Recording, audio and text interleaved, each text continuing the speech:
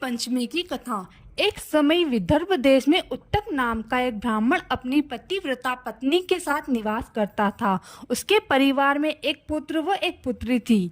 ब्राह्मण ने अपनी पुत्री का विवाह अच्छे कुल में कर देता है, लेकिन काल के प्रभाव स्वरूप कन्या का पति अकाल मृत्यु को प्राप्त हो जाता है और वह विधवा हो जाती है तथा अपने पिता के घर लौट आती है। एक दिन आधी रात में लड़की के शरीर में कीड़े उत्पन्न होने लगते हैं। अपनी कन्या के शरीर पर कीड़े देखकर माता पिता दुख से व्यथित हो जाते हैं और पुत्री को उत्तक ऋषि के पास ले जाते हैं। अपनी पुत्री की इस हालत के विषय में जानने का प्रयास करते हैं।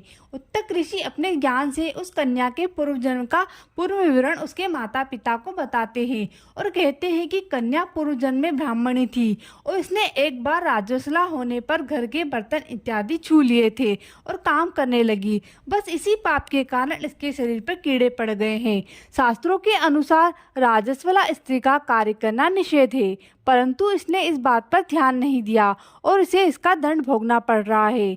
ऋषि कहते हैं कि यदि यह कन्या ऋषि पंचमी का व्रत करे और श्रद्धा भाव के साथ पूजा तथा क्षमा प्रार्थना करे तो उसे अपने पापों से मुक्ति प्राप्त हो जाएगी। इस प्रकार कन्या द्वारा ऋषि पंचमी का व्रत करने से अपने पाप से उसे मुक्ति मिली। इसलिए उस पाप को शुद्धि के लिए हर स्त्री को ऋषि पंचमी का व्रत करना चाहिए। जो कोई स्त्री ऋषि पंचमी का व्रत करती है वह कथा सुनती है, उसके सभी पाप नष्ट हो जाते हैं और अंत में स्त्री मोक्ष को प्राप्त होती है। हरे कृष्णा।